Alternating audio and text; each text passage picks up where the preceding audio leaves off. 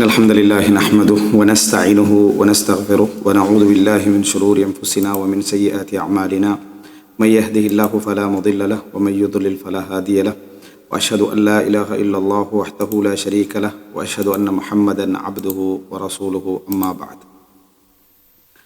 அன்புள்ள சகோதரர்களே சகோதரிகளே, இந்த சகோதரிகள் தொடர்பான சட்டங்கள் விஷயத்தில், அதாவது மாற்றுத்திறனாளிகள் தங்களால் ஒரு இயலாமையோடு பிறக்கக்கூடிய சகோதரர்களோட விஷயத்தில் நம்ம அவர்களுடைய ஃபிக்ஹ் சட்டங்கள், அவர்களுடைய வணக்க சார்ந்த சட்டங்கள் அது சம்பந்தமாக எடுக்க வரல.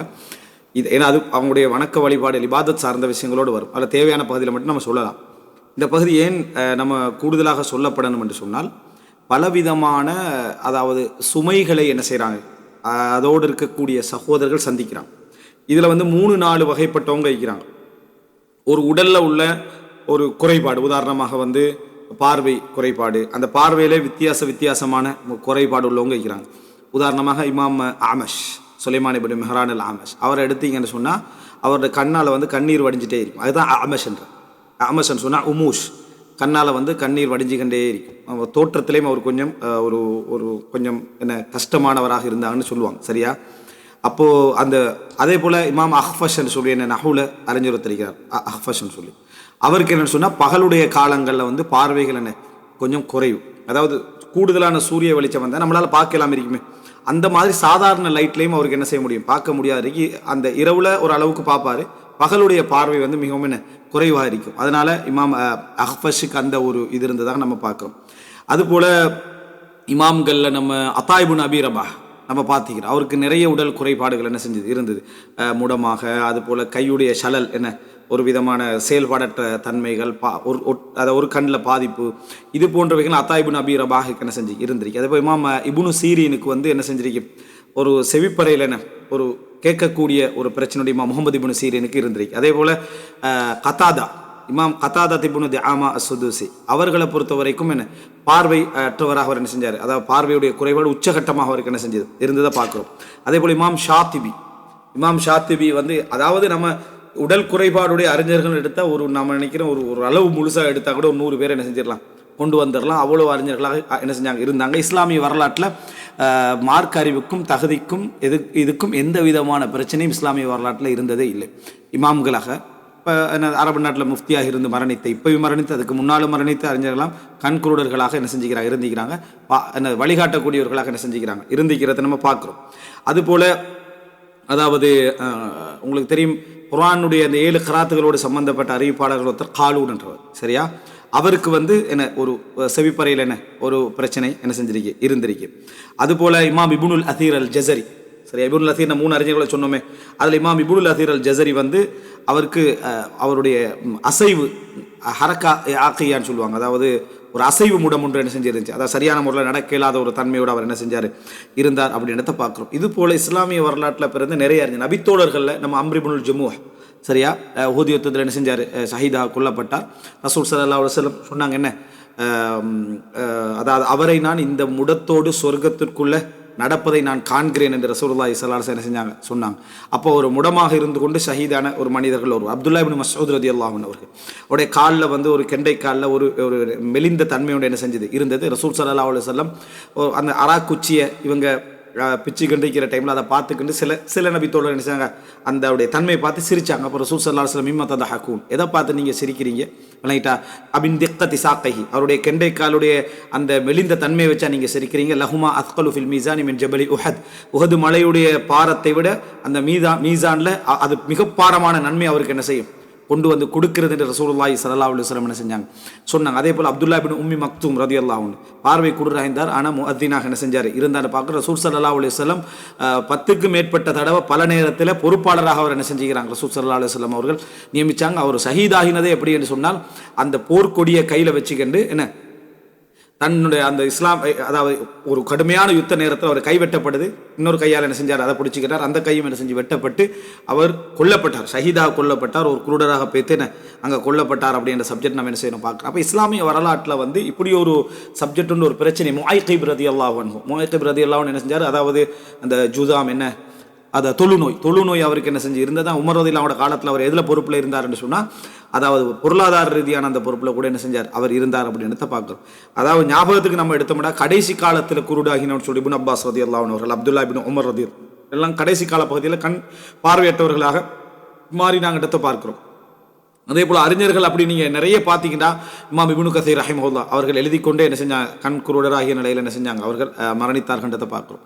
இஸ்லாமிய வரலாறு இந்த சப்ஜெக்டை ஒரு பொருட்டாகவே என்ன செய்யலை, உடல் குறைபாடை பொருட்டாகவே எடுக்கல, அது ஒரு விஷயமாகவே பார்க்கல. ஆனால் உலகத்துடைய இப்போ இந்த தலைப்புக்குள்ளே நான் போவேன், ஏன்னா எங்களோட தலைப்பு அது அல்ல, இருந்தாலும் ஒரு இது நிறைய பேசப்படாதனால் நான் ஏற்கனவே எனக்கு ஞாபகத்துக்கு அங்கவீனர்கள் அப்படின்னு சொல்லி ஒரு 2009-10 நம்ம பேசிக்கிறோம். இந்த இரண்டாந்தர மக்கள் ஆக பார்க்கப்படுகின்றவர்கள் பேசிக்கிறேன். அகதிகள், இந்த விதவைகள், அதுபோல் இந்த அங்கவீனர்கள், இன்னும் ஒரு பகுதி, சரியா, இது 4 பேர். அப்போது இவர்களை பொறுத்த வரைக்கும் இஸ்லாமிய சமுதாயத்தில் அது ஆனால் ஒரு காலகட்டம் இருந்துச்சு, அது உலகத்திலேயே இவர்கள் நஷ்டத்துக்கும் அல்லது ஒரு தரித்திரியத்துக்கும் அந்த சமுதாயத்துடைய வீழ்ச்சிக்கும் காரணமானவர்கள், இந்த சமுதாயத்தில் ஒதுக்கப்பட வேண்டியவர்கள், அவர்களை கொன்றவர்கள், அவர்களை வீசி எறிந்தவர்கள், அவர்களை விற்றவர்கள், அவர்களை வேறு வேறு விஷயங்களுக்கு யூஸ் பண்ணவங்கன்னு சொல்லி மோசமான ஒரு நடைமுறை தான் நீங்கள் என்ன செய்யலாம், பார்க்கலாம். இஸ்லாமிய சமுதாயத்துக்கு இந்த கலாச்சாரத்தை உலகத்தில் எந்த கலாச்சாரமும் கற்றுத்தர வேண்டிய அவசியம் இல்லை. இது முஸ்லீம் சமுதாயம் மட்டுமல்ல, தமிழ் சமுதாயம், விளங்கிட்டா, அதுபோல் இன்னும் உலகத்தில் உள்ள சில உயர்ந்த சமுதாயங்கள் இதை என்ன செஞ்சு பேணி வந்திருக்குது. ஆனால் சில மார்க்க ரீதியான மோசமான நம்பிக்கைகள் அவங்களுக்கு கெடுத்திருக்கும். ஒரு தமிழ் கலாச்சாரம் சிறப்பாக வந்துட்டு இருக்கும், அங்கே ஒரு இந்து கலாச்சாரம் போது என்ன செஞ்சிரும்னு சொன்னால் இதை கெடுத்துட்டும் இந்த நம்பிக்கையை. இவர்கள் ஒரு மோசமான பிறப்புகள், போன ஜென்மத்துடைய சாபம், அப்படி இப்படின்னு ஒரு விளக்கத்தை கொடுத்து அவர்கள் என்ன செஞ்சிடும், ஒரு அநியாயமான ஒரு இடத்துக்கு என்ன செஞ்சிடும், கொண்டு போய்விடும் அப்படின்றத நம்ம பார்க்கிறோம். இஸ்லாமிய சமுதாயத்தை பொறுத்த வரைக்கும் இவ்வளவு அறிஞர்கள் நம்ம வரலாற்றில் இதை ஒரு முஸ்லீம் அல்லா சவர் பார்த்தா அவருக்கு பெருமதி வழங்க இந்த அறிஞர்கள் யார், இந்த அறிஞர்கள் இஸ்லாமிய சமுதாயத்தில் எவ்வளோ பெருமதி மிக்கவர்கள் தெரிஞ்சிட்டோம்னா இவர்கள் எந்த நிலைமையில் என்ன இருந்தார்கள், என்ன இவர்களுக்கு இவ்வளோ இடம் இஸ்லாமிய சமுதாயத்தில் கொடுக்கப்பட்ட இடத்தை வச்சு இவர் இன்னும் சொல்ல போனால் இதில் முக்கியமான நிறைய அறிஞர்கள் இஸ்லாமிய சமுதாயத்தில் கைதிகளாக வந்தவர்கள், கைதிகளாக உடல் குறைகள் இருந்து கூட அறிஞர்களாக வந்ததை யாரும் என்ன செய்யலை, ஒரு இடத்துல கூட நம்ம அதாவது வேறு மாதிரி பார்க்கப்படவில்லை என்பதை நம்ம புரிந்து கொள்கிறோம். அப்போ எனவே இந்த மாதிரியான நபர்கள் நம்மளோட சகோதரர்களாக அமைஞ்சிட்டா அவர்களுக்கு நம்ம முதலாவது சொல்ல வேண்டிய விஷயம் என்னென்னா, உனக்கு சொர்க்கத்துக்கு போகிற பாதை லேசாயிட்டு, உனக்கு சொர்க்கத்துக்கு போகிற பாதை உனக்கு இலகுவாகிவிட்டது. காரணம், நீ இந்த கையால், இந்த காலால், இந்த பார்வையால், இந்த செவிப்புலனால், இந்த வாயால் செய்கிற பாவங்கள் எதுவும் உனக்கு செய்யலாது, இந்த பாவங்கள் எதுவும் உனக்கு செய்யலாது. அப்படின்னா இதால் இந்த பார்வை கொடுக்கப்பட்டவர்கள், கேள்வி கொடுக்கப்பட்டவர்கள், உடலமைப்பு எங்கெங்க குறை இருக்குதோ இதெல்லாம் கொடுக்கப்பட்டவர்கள் நன்மை தேடுவதை போல பாவங்களும் தேடி கிடைக்கிறான். ஆனால் உனக்கு அப்படி இல்லை, நீ இப்போ பொறுக்கணும். இது இல்லாமல் நீ பிறந்திருந்தா அது நியாமத், அதில் சந்தேகம் இல்லை. இது உனக்கு கிடைச்சிருந்தா அது நியாமத், அதில் சந்தேகம் இல்லை. இப்போ இல்லைண்டா நீ அதில் உள்ள பிளஸ் என்ன அப்படின்னு நினச்சிக்கிட்டேன்னா உனக்கு அது நன்மை எழுதப்பட்டுக்கிட்டே இருக்கு. அதனால தான் ரசூலுல்லாஹ் சொல்றாங்க, லஹுமா அஸ்கலு ஃபில் மீசானி மின் ஜபலி உஹத், உஹது மலையை விட மீசான்ல பாரமானதுன்றாங்க. அப்படின்னா என்ன, அவர் ஒன்றும் செய்யல அதை வச்சு, ஆனால் அதில் சபர் செய்யறதே அவ்வளோ பெரிய நன்மை அவருக்கு என்ன செய்யுது, கொண்டு கொடுக்குதுன்னா எவ்வளோ முக்கியமான இடம். அப்போ ஒருவருக்கு தன் கையால் என்ன எந்த பாவமும் செய்யலாது, அந்த பார்வை இல்லை, அதனால அவருக்கு பார்வையால் செய்கிற பாவங்கள் என்ன அவருக்கு இல்லையடா, அவருக்கு பெரும் நன்மை எழுதப்பட்டுக்கின்றிருக்கு. அதாவது சபர் செய்யறதை வச்சு ஹதீஸ்ல நம்ம பார்க்கிறோம், சஹீஹ் புகாரில் வருது என்ன, அதாவது எப்படியான வார்த்தை வருதுன்னு சொன்னால், யாருக்கு நான் பார்வையை எடுத்து விட்டேனோ அதில் அவர் பொறுத்து விட்டால் அவருக்கு சொர்க்கத்தை தவிர வேற எந்த கூலியும் என்ன அவருக்கு இல்லை. நான் பார்வையை எடுத்துட்டேன்னு சொன்னா அவருக்கு சொர்க்கத்தை தவிர வேற எந்த கூலியும் இல்லை, அவர் பொறுக்கிறதுனால அவருக்கு இந்த சொர்க்கத்தை தவிர வேற எந்த கூலியும் இல்லை. அப்படின்னு என்ன, அந்த பார்வை இல்லாம இது இடையில எடுக்கப்பட்டவர். அப்ப பிறப்பிலேயே அவர் அந்த மாதிரி இருந்தாருண்டா, அதில் அவர் பொறுத்தாருன்னு சொன்னால் அவருக்கு மிகப்பெரிய கூலி உண்டுன்னு இந்த ஹதீஸ் சொல்லுது. இது அதாவது சஹீஹுல் புகாரில் வரக்கூடிய செய்தி, சஹீஹுல் புகாரில் வரக்கூடிய செய்தி. எப்படின்னு சொன்னால், இதை தலைத்து அப்தி பி ஹபீபத்தைஹி, அவருடைய 2 விருப்பத்துக்குரியவைகளை வைத்து அவரை நான் சோதித்து விட்டால், ஃபஸபர், அவர் பொறுத்து கொண்டால், அவ்வல் துஹு மின்ஹுமல் ஜென்னா, அந்த 2க்கு மேல் அவருக்கு கூலி சொர்க்கம். அப்போ தன் அங்கவீனத்தை அவர் பிறப்பால் நடந்திருந்தாலும் சரி அல்லது இடையில வந்ததாக இருந்தாலும் சரி, அதுல அவர் சபர் செஞ்சிட்டார்னா அவருக்கு சொர்க்கம் கூலி. அப்போ தன்னுடைய அங்கவீனத்தில் ஒன்றை பொறுத்து கொள்வது என்பது அவருக்கு சொர்க்கம் கூலியாக கிடைக்கக்கூடிய ஒரு அம்சம் என்பதை நம்ம பார்க்கிறோம். அப்ப இந்த அப்ப அவருக்கு அந்த பாவம் செய்ய கிடைக்குது, அதனால நன்மைகள் எழுதப்படுது. 2வது அவர் பொறுக்கிறாரு, அதன் மூலம் அவருக்கு என்ன செய்கிறது, கூலி எழுதப்படுகிறது. இன்னும் சொல்ல போனால் அவரை கவனிக்கக்கூடியவர்களுக்கு பெரும் நன்மை இருக்கு. அவர்களை சுமந்து அவர்களை பராமரித்து அவர்களை கவனிக்கக்கூடியவர்களுக்கு அவர்களில் சபர் செய்யக்கூடிய, ஏன்னா சாதாரணமாகவே நம்ம பார்க்கணும் ஹதீஸ்களில் பிள்ளைகளை பெற்று வளர்த்தெடுத்தா என்ன நன்மைன்னு பார்க்குறோம். அதே போல் மகள்மார்களை பெற்றெடுத்து அதில் சபர் செஞ்சு அதை வளர்க்கக்கூடியவர்களுக்கு குன்ன ஹிஜாப மினன்னார், நரகத்தில் இந்த அவர்கள் பாதுகாப்புக்கு திரையாக இருப்பார்கள் ஹதீஸை நம்ம என்ன செய்யறோம் பார்க்கிறோம். இந்த ஹதீஸ் எல்லாம் வார நேரத்தில் சில தாய்மார்கள் சில சகோதரிகள் வந்து அர்ப்பணமாக என்ன செய்கிறாங்க, இதில் வாழ்கிறாங்க. அர்ப்பணமாக வாழ்கிறாங்கன்னா ஒரு சகோதரி அப்படி கிடைச்சிருவாங்க, அல்லது ஒரு சகோதரன் என்ன செஞ்சிருவாங்க, அப்படி பிறந்துருவாங்க.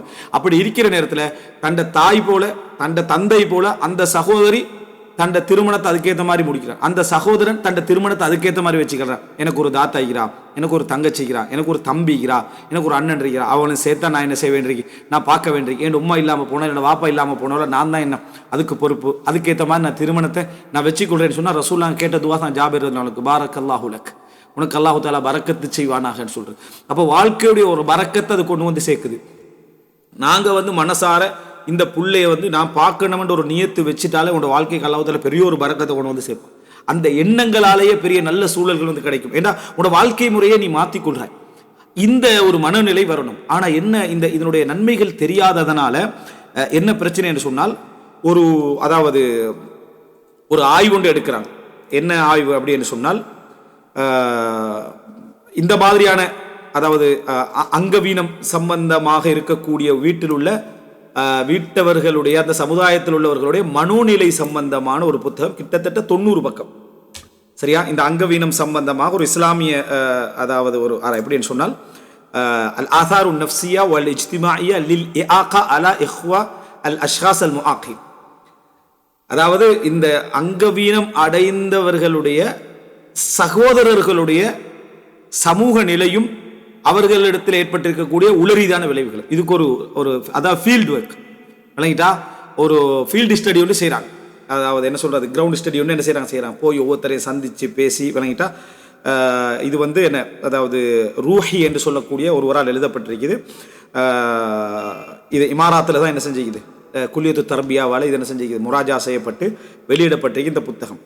இதில் நீங்கள் பார்த்தீங்கன்னு சொன்னால் அவங்க ஒரு ஃபீல்ட் ஒர்க் எடுத்ததில், இந்த புத்தகத்தை நான் முழுசாக இங்கே சொல்ல வரல, இந்த நன்மைகள் தெரியாதனால, இந்த விளைவுகள் தெரியாதனால, இதனுடைய விஷயங்கள் நிறைய சொல்லப்படாத நாங்கள் அவங்கள என்ன செஞ்சிடறோம்டா, அவங்களோட வீட்டுக்கு போனால் நம்ம சிரித்து பேசிடுறோம், ஒரு அளவில் பழகிடுறோம், நம்ம விலகிடுறோம் தானே, அதனால நம்ம பெருசாக கோணம் எடுக்காம வந்துடுறோம். நம்ம அந்த வீட்டுக்கு போனால் என்ன செய்யணும்னு எங்களுக்கு தெரியாது, ஜஸ்ட் நம்ம அவங்களுக்கு ஒரு ஆறுதல் மாதிரி பேசிட்டு வந்துடுறோம். ஆனால் வெறுக்க மன ரீதியாக நம்ம என்ன சொல்லணும், அந்த புள்ள விளங்கக்கூடிய புத்தியோடு இருக்கக்கூடிய புள்ளையா இருந்தால் அந்த புள்ளைக்கு நம்ம என்ன சொல்லணும், அந்த குடும்பத்துக்கு என்ன சொல்லணும், அவங்களுக்கு சட்டத்தை என்ன சொல்லணும் என்ற சட்டமும் தெரியாது. அதாவது அந்த பிள்ளைக்கு புத்தி இருக்கும், அப்போ தொழ முடியும் அவன். ஆனால் தொழில் சொல்லி அங்கவீனம் புள்ளைன்னு விட்டுறது, புத்தி இருந்தால் அந்த புள்ள தொழணும், நோன்பு வைக்கணும், எல்லாம் சக்தி இருந்தால் எல்லாம் செய்யணும். அப்படி செய்ய கொடுக்கக்கூடிய அந்த ஒரு இது கூட இல்லாமல் நம்ம வந்துடுறோம். அப்போ இந்த 3 பகுதியை கவனம் எடுக்கிறோம். இல்லை, ஒன்று அந்த பிள்ளைக்கு சொல்ல வேண்டிய ஆறுதல், 2 அந்த குடும்பத்துக்கு செய்ய வேண்டிய வழிகாட்டு, 2வது பொறுப்பெடுத்து செய்யவங்களுக்கான அந்த மனத்தெம்பு கொடுக்கக்கூடிய விஷயம். அவங்க சகோதரிகள் விளங்கிட்டா, அல்லது சகோதரர்கள் அல்லது சேர்ந்த உறவுகள், அவங்களுக்கு அதை செய்ய வேண்டிய ஒரு அம்சம் ஒன்று என்ன செய்து இருக்குது. ஆனால் அந்த மாதிரியான நடவடிக்கை இல்லாத ஒரு நிலைமையில நம்ம என்ன செய்கிறோம் பார்க்கிறோம். இந்த முழு செய்திகளையும் எடுத்துட்டு அவர் சொல்லக்கூடிய சில அந்த அதாவது வார்த்தைகளை பதிவுகளை நான் சொல்றேன். நம்ம இதனுடைய முக்கியத்துவத்தை நம்ம தெரிஞ்சுக்கணுன்றதுக்காக வேண்டி இன்னைக்கு நம்ம ஊர்களில் பல இடங்கள்ல என்ன செஞ்சுக்கிறேன், நீங்கள் விசிட் பண்ணி கூட இருக்கலாம். அங்கே போய்த்து பார்த்தீங்கன்னு சொன்னால் சிலர் வந்து அதுலாம் சுபஹானல்லாஹ், உண்மையிலே அல்லாஹு தஆலா அவனுக்கு ரஹ்மத் செய்யணும், அதுக்கெல்லாம் அரசியல் நோக்கத்துக்காக செய்கிறாரு, பணத்துக்காக செய்கிறாரு, பொருளாதாரத்துக்காக செய்கிறாரு. நீ ஃப்ரீயாக செய் விளங்கிட்டா, நீ அதுக்கெல்லாம் ஒன்றும் செய்ய, நீ ஃப்ரீயாக செய். யாராவது ஒரு சமூக சேவைக்கு வந்துட்டு ஒரு லேபிளை அடிச்சிரு, அவன் பிழையே செஞ்சிருந்தாலும் அவனும் எல்லாம் பார்த்துக்கட்டும். சில வீதியில் வீசப்பட்ட அதாவது இந்த குறைகளோடு வாழக்கூடிய அவங்கள நம்ம நெருங்கிறதுக்கே நம்ம யோசிக்கக்கூடியவர்களை எடுத்து குளிப்பாட்டி கவனித்து கொண்டு வந்து என்ன செஞ்சுக்கிறாங்க வச்சு அவர்களோட வாழ்கிறாங்க. அவர்களோட இருந்து அவர்களுக்கு மருந்து கொடுத்து கொண்டு அவர்களோட ஒரு அண்ணன் தம்பி போல இருந்து வாழ்ந்துட்டு இவர் ஆராய்ச்சி பண்றார், சொத்தை இவர் என்ன செய்கிறார், சூறையாடுகிறார் அப்படின்னு ஆராய்ச்சி பண்றார். இதுதான் இந்த சமுதாயத்துடைய கேடு விளங்கிட்டா. அவர் அதை செய்கிறாருன்னா, அவர் பிழை செய்கிறாருன்னு சொன்னால் அந்த பிழையை நம்ம திருத்துவோம், அதை சொல்லுவோம். ஆனால் இதன் மூலமாக நீங்கள் அதை இல்லாமக்கிட்டு நீங்கள் எதாவது செய்வீங்களா, அந்த இடத்துக்கு நீங்க ரீப்ளேஸ் பண்ண நினைக்கிறீங்க, அல்லது சொத்தை சூறையாட நினைக்கிறீங்களா, அல்லது உங்களுக்கு சொத்துல பொறாமையா, எதன் காரணமாக நீங்க அதை என்ன செய்றீங்க தெரிஞ்சுக்கணும். இப்படி சொந்த சகோதரர்களை பராமரிக்காமலே விட்டவர்களை கூட இப்படி ஒரு அறங்காப்பகம் மாதிரி எடுத்து கொண்டு வந்து அவங்கள கவனிக்கக்கூடியவர்களுக்கு நம்ம நிறைய ஆர்வமூட்டணும், அவங்களுக்கு சொல்லணும், அவங்கள பாராட்டணும். இந்த வேலைகளை நம்ம என்ன செய்யணும், செய்ய பார்க்கணும். அதுபோல சொந்த சகோதர சகோதரிகள் விஷயத்தை வீட்டில் வச்சு இதை சுமந்து கொண்டு அதை பராமரிச்சு கட்டிக்கிறாங்க. சாதாரண விஷயம் இல்லை. அவங்களுடைய வயசு அடைகிற நேரத்தில் அவங்களுக்கு பெண்களாக இருந்தால் அவங்களுக்கு மாதாவிடாய் வரும், அவங்களுக்கு எல்லா விஷயம் செயல்படையெல்லாம் வைக்கும், அவங்களுக்கு என்ன மலசலம் கழுவுறது இந்த எல்லாத்தையும் ஒரு 30-40 வருஷத்துக்கு பார்க்குறேன்னு சொன்னால் அப்போ எவ்வளோ பொறுமை அவங்களுக்கு இருக்கணும். ஒரு ட்ரிப்பு போகலாது, ஒரு நினைச்ச இடத்துக்கு அவங்களை கூட்டிட்டு போகலாம் இருக்கு. எல்லாரும் இவங்களை பொருந்திக் கொள்ள மாட்டாங்க. வரக்கூடிய திருமணம் முடிச்சவனே அதை பொருந்திக் கொள்ள மாட்டாங்க. சில நேரத்தில் எல்லா இடத்துலையும் எப்படி வச்சுக்கிறது பல அசௌகரியங்கள் அந்த சகோதர சகோதரிகள் சுமக்கிறாங்க. அப்போ இவைகள் எல்லாத்தையும் நம்ம ஒரு சாதாரணமாக கடந்து என்ன செய்யக்கூடாது, போகக்கூடாது. அதுல அந்த சகோதர சகோதரிகள் உண்மையிலே ஸ்பெஷலானவர்கள். மற்றவர்களை விட இப்போ நம்ம ஒரு தம்பியை பார்க்கறதுல, ஒரு அண்ணனை பார்க்கறதுல, ஒரு தங்கச்சியை பார்க்கறதுல 1000 யோசனை 1000 விளக்கு. அப்போ அவர்கள் எப்படி இருக்கும் அவங்கள? அதாவது சில பொழுதுகளில் தன்னுடைய கணவன்கிட்ட இருந்து தான் எடுத்து கொடுக்க வேண்டியிருக்கும். தன்னுடைய மனைவியிட எனது பங்களிப்பு தன்னுடைய சகோதரிக்கு தேவையா இருக்கும், கவனிக்கிற விஷயம். அதுலலாம் அந்த மனைவி சப்போர்ட் பண்றாண்டா, அதுக்கு இந்த கணவர் என்ன அதுக்கு ஒரு பெரும் பங்கொண்டு எடுக்கிறாருண்டா, உண்மையிலே சகோதர சகோதரியாக அவர்கள் எங்கேயோ கிரேட் ஆனார்கள். அதாவது கிரேட்ஃபுல்லான ஆக்கட்டும், அவங்க மிகவும் அருள்மிக்கவர்கள். அப்போ அவங்களுக்கு உங்களுக்கு எவ்வளோ பெரிய நன்மை இதுகளை சுமந்தா. சாதாரண ஒரு பெண் பிள்ளையை சுமந்தாலே உங்களுக்கு இவ்வளோ நன்மை என்றா இவர்களுக்கு எவ்வளோ நன்மை, இந்த சகோதரர்களை சுமந்தா எவ்வளோ நன்மை என்றதையும் சொல்லி அவங்களோட மன ரீதியான இதை சொல்லணும். இது இல்லாததுனால அவர்கள் சாதாரணமான இதுகள் அடையலை. இவர் என்ன செய்யறாருன்னா, கிட்டத்தட்ட மொத்தமாக அவங்களுடைய மனநிலைகள் அப்படின்ற பகுதிகளை உதாரணமாக சிலர் அல் இஹ்சாஸ் பி அபஇல் மஸ்ஊலியா புள்ளிவரங்களோட போட்டிக்கிறாரு. நான் இதை முழுமையாக ஒத்துக்கொள்றேன், நான் இதை ஒத்துக்கொள்ளலை, இதை நான் ஏற்றுக்கொள்றேன், நான் விரும்புகிறேன் என்ற அதெல்லாம் சொல்லலை. உதாரணமாக என்னது, என்ற சிலர் எந்த அளவுக்கு தெரிஞ்சுக்கிறாங்கடா, என்ற சகோதரரை கவனிக்கிற பொறுப்பு ஃபுல்லாக என்ற தலையில் போட்டாங்க. இது ஒரு சில என்ன பேர் சொல்றாங்க. இது அப்படி போட்டுட்டாங்கன்றத கிட்டத்தட்ட 44 வீதமானவங்க என்ன செய்யறாங்க, உதாரணத்துக்கு அப்படித்தான் அப்படின்றாங்க, கடுமையாக ஒத்துக்கிறாங்க. ஒரு சிலர் ஓகே அப்படித்தான் அந்த லெவலில் தான் வச்சுக்கிறாங்கன்னு 61%. அப்போ அவங்க எடுத்த ஒரு அந்த ஃபீல்டு ஸ்டடியில் சேவையில் இவ்வளோ விஷயங்கள் என்ன செய்யுது, அதை கிடைக்கிறத பார்க்குறோம். அதே போல என்ன இதை வச்சு என்னிடமிருந்து மிக அதாவது உயர்ந்த கல்வியை படிப்பை எதிர்பார்க்கிறாங்க. இதை வச்சு இதன் காரணமாக வச்சு, அதாவது பாத்தியா இந்த நிலைமை இருக்கு, அதனால நீ இப்படி இருக்கணும் எதிர்பார்க்கிறாங்க. இது இந்த அளவுலான 40, 63 என்று சொல்ற புள்ளி விவரங்கள், இதை முரம்படுறவங்க இருக்கிறாங்க, சின்ன சின்ன வீதங்கள். ஆனா இதெல்லாம் ஒரு சகோதரனுடைய சகோதரர்கிட்ட எடுத்தது, இதெல்லாம் வேற யார்ட்டையும் இல்லை, சகோதர சகோதரிகள்கிட்ட எடுத்தது. அடுத்தது ஒரு சிலர் என்ன, நான் தான் இந்த முழு பொறுப்பையுமே என் ஃபியூச்சர்ல எடுக்க வேண்டி வரும் என்றது எனக்கு ஒரு சுமையாக இருக்குது. அதாவது பிள்ளைக்கு 15 வயசு இருக்கும், ஒரு 20 வயசு இருக்கும், என் 60 வயசு வரைக்கும் இந்த பயணம் என்ன செய்ய போகுது, என்னோட தொடரப்போகிறது அப்படின்றது எனக்கு ஒரு சுமையாக இருக்கு. அவங்க விரும்பாம பேசல, ஆனா அந்த சுமையுடைய பாரத்தை பத்தி என்ன செய்யறாங்க, பேசுறாங்க. சிலர் இதுல ஒரு கம்மியான வீதாசாரத்தில் உள்ளவங்க தான் அதெல்லாம் எனக்கு ஒரு விஷயமே இல்லைன்னு பேசினவங்க ஒரு 2 வீதம் 3 வீதம் மட்டும் தான் என்ன செய்யறாங்க, இதுல இருக்கிறாங்க. அடுத்தது என்ன, அதாவது எனக்கு இந்த பொறுப்பை, இந்த பிள்ளைய பார்க்குற பொறுப்புகளை, சகோதர சகோதரியை பார்க்குற பொறுப்புகளை எல்லாத்தையும் எனக்கு தருவது என்பது எனக்கு என்னுடைய நிறைய விஷயத்தை தடுக்குது. என் ஃப்ரெண்ட்ஸ்மாரோட போகிறது, நான் இந்த வயசில் அனுபவிக்க வேண்டிய விஷயங்கள், அவைகள் எல்லாவற்றையும் என்ன செய்யுது, எனக்கு தடுக்குது அப்படின்னு சொல்லக்கூடியவர்கள். அது ஒரு 3 to 13, 26, 46, 31% அப்படின்னு ஒரு இதாக பிரிச்சுக்கிறாங்க. உடன்படுறது உடன் மிகவும் உடன்படுறவங்க ஒரு 13 வீதம் என்ன செய்கிறாங்க, அதில் இருக்கிறாங்க. அந்த வீதாசாரத்தை விட்டுருங்க, இந்த மாதிரி உணர்வுகளை சரியா. அதே போல் எனக்கு என்னை விட சக்திக்கு மேற்பட்ட ஒன்றை நான் சுமந்துட்டு இருக்கிறேன் என்ற ஒரு உணர்வோட நான் என்ன செய்கிறேன், இருக்கிறேன், இது சொல்லக்கூடிய. அதெல்லாம பயம், மசாயிருல் ஹவுஃபோட பிரிச்சுக்கிறாரு. பயம் உணர்வு உங்களுக்கு எப்படி இருக்குது, நான் அங்கவீனராக மாறி விடுவோன்ற பயம் எனக்கு என்ன இருக்குது. இது சிலர் என்ன செய்யறாங்க, அந்த பயத்தோட வாழ்றாங்க, ஒரு 18%. சரியா. அதாவது எனக்கு அந்த மாதிரியான ஒரு பயம் என்ன செய்யுது, இருக்குது. அதாவது சிலர் என்ன செஞ்சிருவாங்கடா, தொடரேச்சியாக நீங்க அவங்களோட தொடர்பு இருந்தா உங்களோட பிள்ளைங்க என்ன செய்யும், அங்கவீனமாக பிறக்கும் அப்படி என்ற ஒரு இது சொல்லிடுவாங்க. அந்த தொடரேச்சியான தொடர்பு தொற்று எழுதாலே இல்லை, அது ஒரு விதமான சமூக ரீதியான ஒரு பயம். அது எனக்கு உங்களுக்கும், நீங்க சகோதர சகோதரி இருக்கிறதால உங்களுக்கு என்ன செய்யலாம், அப்படி ஒன்று வரலாம் அப்படி என்ற ஒரு பயம் என்ன செய்யுது இருக்கிறத பார்க்கிறோம். அதே தான் சொல்றாங்க, நானும் திருமணம் முடிச்ச பிறகு இப்படி ஒரு குழந்தை பெற்று விடலாமோ அச்சத்தில் சகோதர சகோதரிகளோட வார்த்தைகள். அதே போல என்ன, என்னிடத்திலும் ஒரு ஜீன் ஒன்று இதுல இருக்குமோ, எனக்கும் இது கடத்தப்படுதோ என்ற அச்சத்தில் நான் என்ன செய்யறேன், இருக்கிறேன். அதே போல திருமணம் முடிக்கிற நேரத்தில் எனக்கு சமூக ரீதியான அந்தஸ்து நினைச்சு பயமா இருக்குது. நான் கல்யாணம் பேசுற டைம்ல என் தம்பிய என் தங்கச்சிய சொல்லி என்ன ஒரு என்ன பேசுற டைம்ல இது உங்களோட தங்கச்சியா உங்களோட தம்பியான்ற அந்த சமூக ரீதியான ஒரு மனோபாவம். ஏன்னா அப்படிப்பட்ட சமூகத்தினர் முழுசா இல்லையே, விளங்கிட்டா. அப்படியே இருந்தாலும் ஒரு கௌரவமாக நம்ம வெயிட் பண்ணிக்கொள்ளக்கூடிய சூழ்நிலை இருக்கும். அதை நம்ம யாரையும் பிள்ளை சொல்லலாம். அந்த பயம் என்ன செய்தனே, அந்தஸ்து ரீதியாக பயமுறுத்தது அப்படி என்றார். அதே போல அடுத்த பகுதியில் கோப உணர்வு, பிழை செஞ்சிட்டோம் என்ற உணர்வு அதுக்கு கீழே கொண்டு வரார். அப்படின்னு சொன்னா எப்பொழுதுமே என் பெற்றோர்கள் என்னைய தான் குறை சொல்றாங்க இந்த தம்பியோட விஷயத்துல, அல்ல தங்கச்சியோட விஷயத்துல, நானோட விஷயத்துல, உன்னாலதான் இப்படி நடந்திருக்கு என்று சிலர் என்ன செஞ்சிருவாங்கடா, உள்ள வந்து இப்படி காலில் பிரச்சனையா கையில பிரச்சனையா வர்றது காரணம் இவன் அந்த சின்ன வயசு டைம்ல என்ன செஞ்சான், இப்படி ஒரு வேலை செஞ்சான், அப்போ விழுந்துட்டா உமா, அதுல இருந்தா கால் அப்படி ஆயிடுச்சு, கை அப்படி ஆயிடுச்சுன்னு புள்ளையிலே என்ன செய்வாங்க, அந்த புள்ள அங்கவீனமாக பிறக்கிறதுக்கு காரணம் மட்டும் சாதாரணமா சொல்லிடுவாங்க. அதை அவனோட வாழ்க்கை ஃபுல்லா என்ன செஞ்சிடும். அந்த ஒரு வேதனையை நான் உணர்ந்து கொண்டிருக்கிறேன், பாவத்தை உணர்ந்து கொண்டிருக்கிறேன். உலகத்தை நினைச்சாலே எனக்கு கோபம் வருது. என்னுடைய சகோதரன் என்னுடைய தம்பி விஷயத்துல உலகத்தை நினைச்சா எனக்கு என்ன செய்யுது, கோபம் வருது. அவங்களோட அணுகுமுறையில் அவங்களுடைய நடைமுறையால எனக்கு என்ன செய்யுது, கோபம் வருகிறது.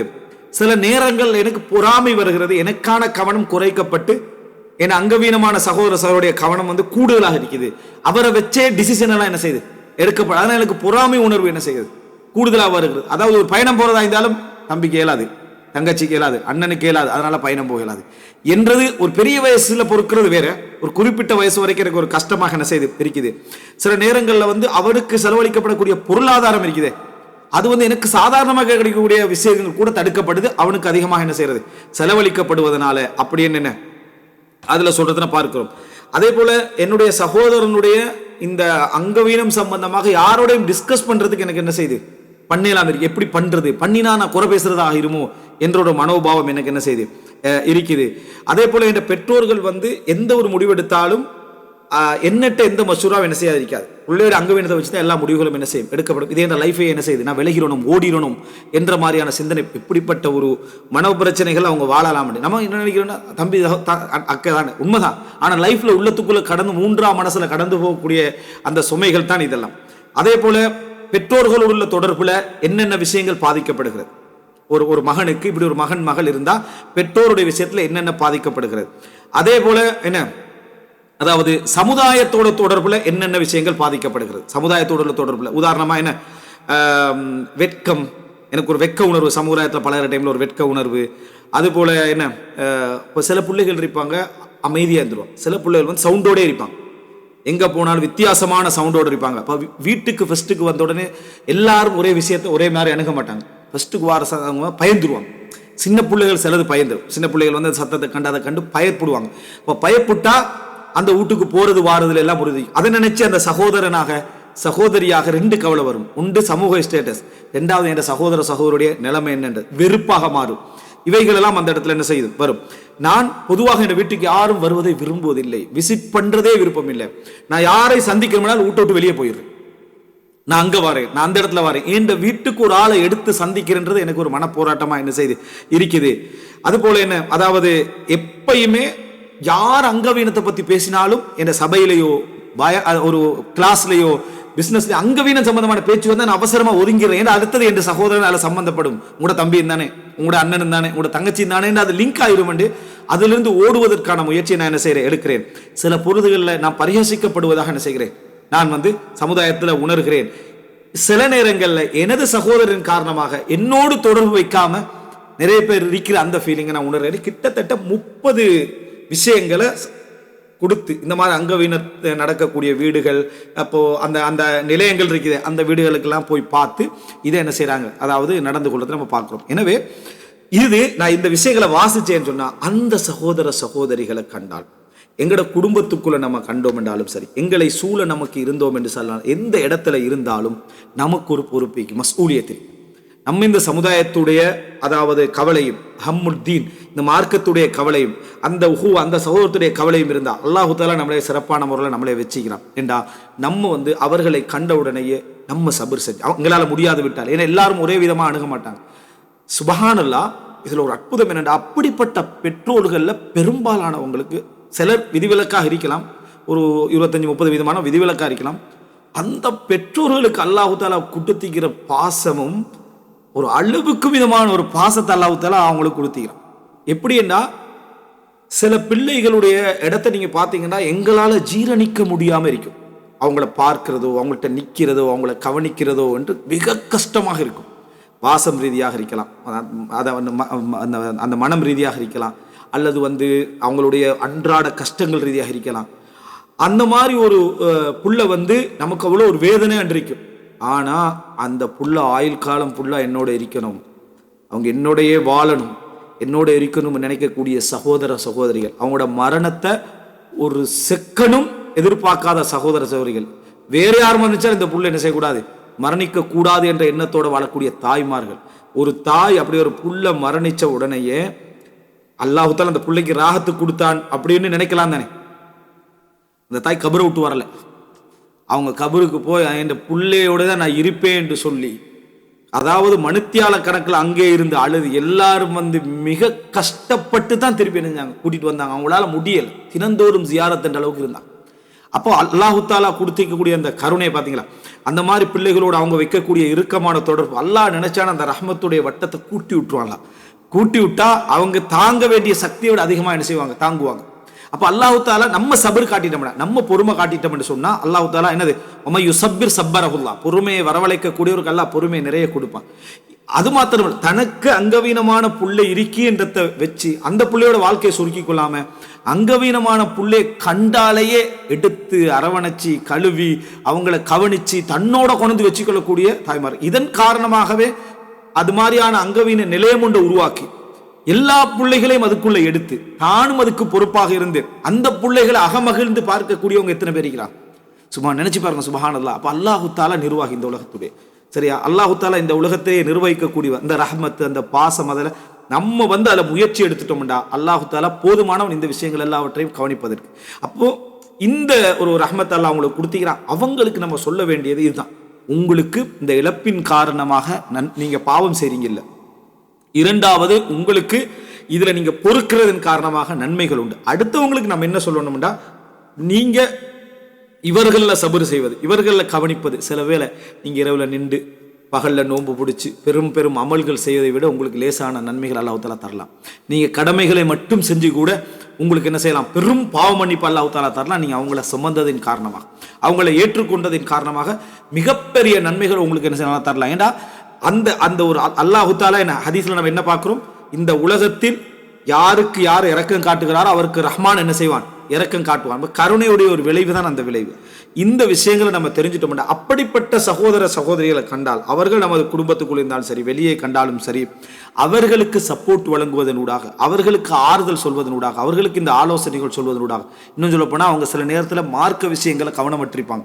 அவங்களோட தொழுகை நோன்பு மற்ற அவைகள் எல்லாம் வலியுறுத்தணும். சொத்து என்று வந்தால் அவங்களுக்கும் கட்டாயம் என்ன செய்யும், சொத்து போகும், இன்னொருத்தர் செலவழிப்பார். அந்த சகோதர சகோதரிகளாக இருந்தாலும் அவங்க அதாவது சிந்தனையே இல்லாதவர்களாக இருந்தாலும், சிந்திக்க முடியாத அமைப்பில் விளங்கிட்டா அந்த குறைபாடோட பிறப்பாங்களே, சரியா, அந்த மாதிரியான பிறப்போடு இருந்தாலும் சரி அவங்களுக்கு கட்டாயம் என்ன செய்யணும், சொத்து போகணும், சொத்து பிரிக்கப்படணும், அந்த சொத்து அவர்களுக்காக என்ன செய்யணும், செலவழிக்கப்பட வேண்டும். இந்த விஷயங்கள்ல கூடுதல் கவனம் செலுத்தி அவங்களுக்கு மார்க்க சட்டங்களை சொல்லிக் கொடுத்து, உங்களுக்கு இப்படி தொழ முடியாது விட்டால் இப்படி தொழுங்க, இந்த மாதிரி தொழுங்க என்று அந்த இபாதத்துக்கெல்லாம் வலியுறுத்தி சொல்லப்படணும். சொல்வது உங்களுக்கு நீங்க அடிக்கடி என்ன சொல்லணும், உங்களுக்கு மிகப்பெரிய நிரந்தரமாக அமைந்து விட்ட சோதனை இது. நிரந்தரமாக அமைந்து விட்ட சோதனை உங்களுக்கு என்ன செய்ய, நிரந்தரமான நன்மைகளை கொண்டு வந்து தந்து கொண்டே இருக்கும். ஒரு பெண்மணி வந்து ரசூலுல்லாஹ் கிட்ட சொல்ற, அல்லாஹ்வின் தூதரே எனக்கு ஃபிட் நோய் என்ன செய்கிறது, ஏற்படுகிறது, நான் வந்து தெரிச்சு விழுந்துடுறேன் அந்த மாதிரி கட்டத்தில், அப்போ ஆடைகள் எல்லாம் விளைகிறது, எனக்கு துஆ கேளுங்க. அப்போ ரசூலுல்லாஹ் என்ன சொன்னா, நீங்கள் பொறுத்துக்கும் உங்களுக்கு சொர்க்கம் இருக்கு, நீங்க பொறுத்தீங்கன்னா உங்களுக்கு சொர்க்கம். அப்படின்னா அவங்களோட இபாதத்தை எல்லாம் எதுவும் ரசூலுல்லாஹ் விசாரிக்கல, இந்த சோதனையில நீங்க சபர் செஞ்சீங்கன்னா உங்களுக்கு சொர்க்கம் என்ன. அப்போ அவங்க என்ன கேட்குறாங்க, நான் பொறுத்துக் கொள்கிறேன் அல்லாஹ்வின் தூதர், நீங்கள் என்ன ஷிஃபாக்கு துவா கேட்க தேவையில்லை, நீங்கள் பொறுத்து கொள்கிறேன், என்னது ஆடை விலகாமல் இருக்க துவா கேளுங்க. அப்துல் இப்னு அப்பாஸ் சொல்லாங்க, என்ன சொன்னாங்க, சொர்க்கவாதிகளில் ஒரு பெண்மணியை பார்ப்பதென்றால் இவர்களை பார்த்து கொள்ளுங்களா. இப்போ சொர்க்கத்துக்கு நன்மாராயம் கூறப்பட்டவர்கள் ஒருவர். எனவே இதை நம்ம தெரிஞ்சுக்கொள்ளணும். இந்த அடிப்படையிலான உபதேசங்களை அவர்களுக்கு என்ன செய்யணும், நம்ம செய்ய பழக வேண்டும். இன்ஷா அல்லாஹ் இந்த பகுதிக்கு அடுத்ததாக இவ்வளவுதான் இதில் நம்ம சுருக்கமாக சொல்ல வேண்டியிருக்கிற பகுதி. அடுத்த பகுதியாக இந்த இரட்டையர்களுக்காக இருக்கக்கூடிய சகோதரர்கள் சம்பந்தமான சில விஷயங்களை நம்ம பார்த்துக்கொள்வோம். ஹாதா மா இந்தி வல் இல்மு இந்தல்லாஹ் வ அகூலு கௌலி ஹாதா வ அஸ்தக்ஃபிருல்லாஹ் லி வ லக்கும்.